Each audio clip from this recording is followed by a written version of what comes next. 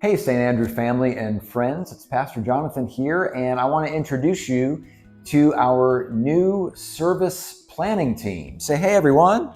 Hello. We've got Alan here on Zoom as well. We are currently working to plan our new modern service, and we are looking to launch that hopefully at the beginning of the new year. We're going to be issuing you a series of videos over the next couple of months telling you more about the service, what it's going to look like, what it's going to sound like, who's going to be involved in the music, and when it's going to be. We're still working on all of those details.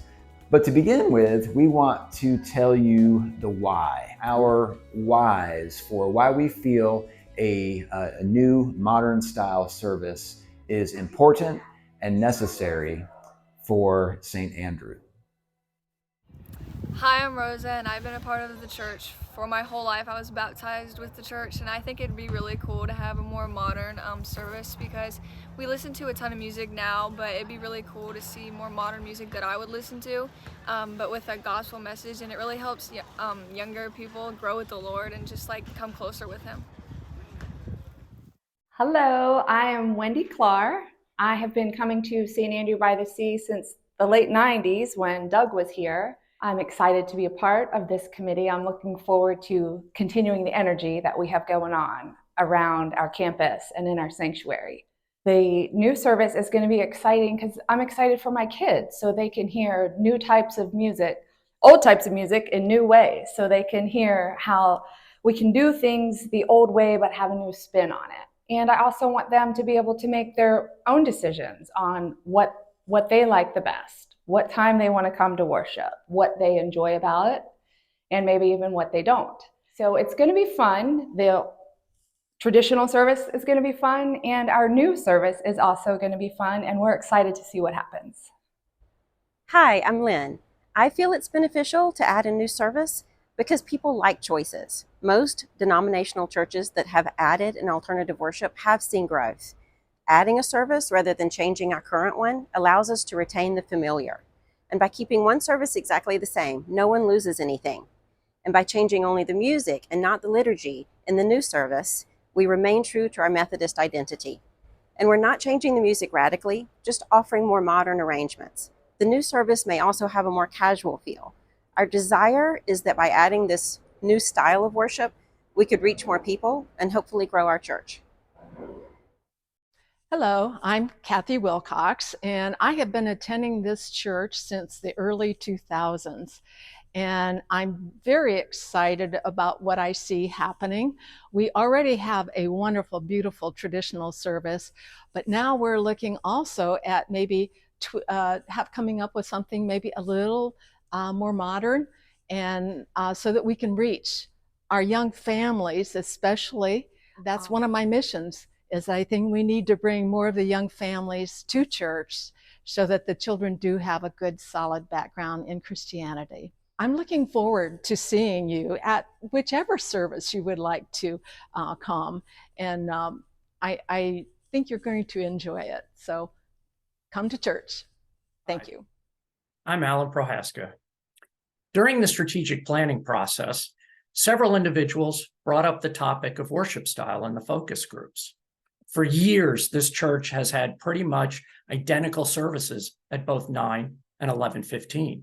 Those who wanted something other than a traditional format just chose another church. As we try to reach the non-religious and nominally religious among us to grow the kingdom, we need to offer choices. I frequently use the mantra, "In God we trust, all others bring data." Surveys and interviews done by the Barna Group have found that 94% of adult Christians came to Christ before the age of 18. This means we need to get families into our building.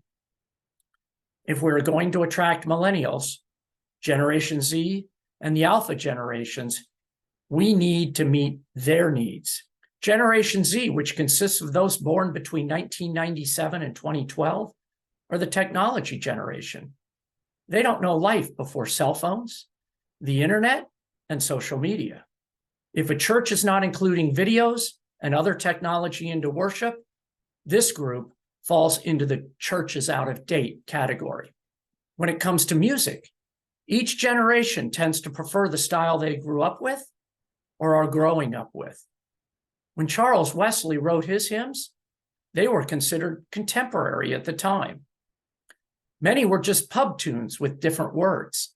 In 1989, the Faith We Sing supplement to the United Methodist Hymnal was published. It was a recognition that music styles were changing, and adopting those changes into worship would help attract and retain younger churchgoers. The latter generations are looking for these things to come out of their attendance: getting closer to God, learning more about God, having my kids learn about God at church, joining the good the church does in the world. I get to see my friends there. There's nothing in the surveys about music, but music, kids, and friends do bring them in. And learning about God is very important. The only constant in life is change. With a new modern worship, an opportunity will open up to attract youth and the nominally and non-religious who are looking for something in their life. And that something, I believe, is a Savior.